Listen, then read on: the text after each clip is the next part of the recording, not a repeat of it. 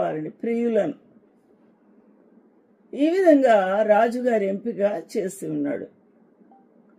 ఇక్కడ మన ప్రభు యువరాజు యేసుక్రీస్తు ప్రభు, పరలోక రాజ్యము ఈ పెండ్లి కుమారుని ఇల్లు.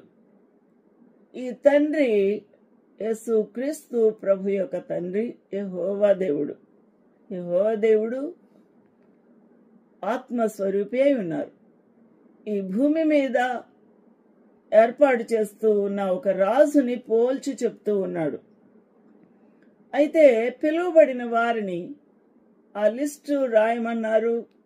ఆ లిస్టు ప్రకారంగానే ఆ యొక్క పని వారు ఆ యొక్క ఇన్విటేషన్స్ కూడా అధికారులకు రాజులకు పంపించారు. తగిన సమయంలోనే, సమయము ఉండగానే పిలువబడిన వారు. ఇప్పుడు మనం ఆలోచన చేయాల్సిందేమనగా, మనము పిలువబడిన వారి లిస్టులో ఉన్నామా? మనము పిలువబడ్డామా?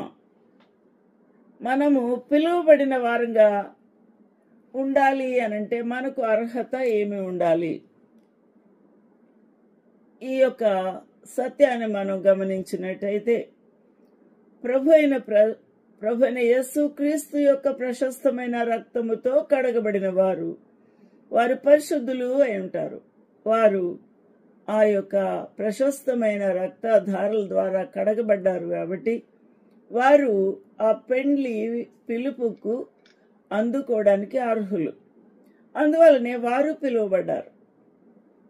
కాబట్టి ఇక్కడ పిలువబడిన వారు ఉన్నారా లేరా మన మధ్య అని మనం ఆలోచన చేస్తే మనకు ఎటువంటి అర్హత ఉండాలి అని మనము ఆలోచన చేయాలి. పెండ్లికి సిద్ధపడిన వారై, ఆ యొక్క సిద్ధపడిన వస్త్రములను కలిగిన వారై, ఆ తగిన స్థాయిలో ఆ ప్రభువుకు తగినట్టుగా పరిశుద్ధంగాను మహిమకరంగాను పరిమళ వాసనతోను ఉన్న అటువంటి పరిశుద్ధులు ప్రభు ఎంపిక చేసుకున్నప్పుడు ఆ లిస్టులో మనము ఉన్నామా?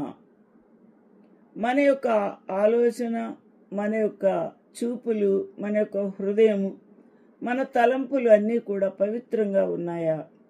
ప్రభువుకి ఇష్టమైన రీతిలో ఉన్నామా?